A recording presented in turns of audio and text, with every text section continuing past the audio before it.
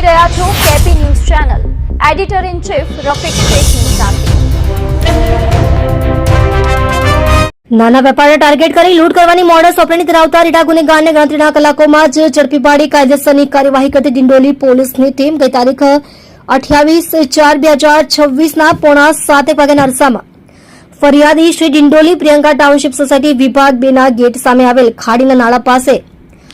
ચિકનનું table રાખી નોનવેજનો વ્યવસાય કરી રહેલ હતા. તે દરમિયાન ડિંડોલી ખરવાસા રોડ ઉપર આવેલ જલારામ સોસાયટીમાં રહેતો વિશાલ ઉર્ફે માંજરો કુમાવત નામનો ઈસમ ત્યાં ધસી આવેલ અને ફરિયાદીને પીઠના ભાગે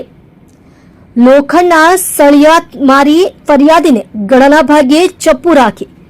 તેના ખિસ્સામાં રહેલ રોકડા રૂપિયા 5,000 તથા મોબાઈલ ફોન તથા મોપેડની ચાવી કાઢી લઈને લૂંટ કરીને ફરિયાદીની મોપેડ લઈ નાસી ગયેલ હોય, જે બાબતે ડિંડોલી પોલીસ સ્ટેશનમાં લૂંટનો ગુનો રજીસ્ટર થયેલ. ડિંડોલી પોલીસ સ્ટેશનના first police inspector Shri PL Vaghela સાહેબ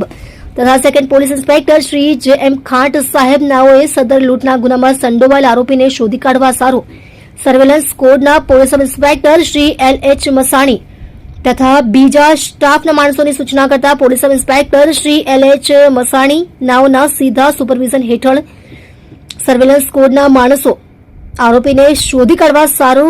કાર્યરત હતા. તે દરમિયાન હેડ કોન્સ્ટેબલ હિતેશભાઈ દેવજીભાઈ નાઓને મળેલ ચોક્કસ બાતમી હકીકતના આધારે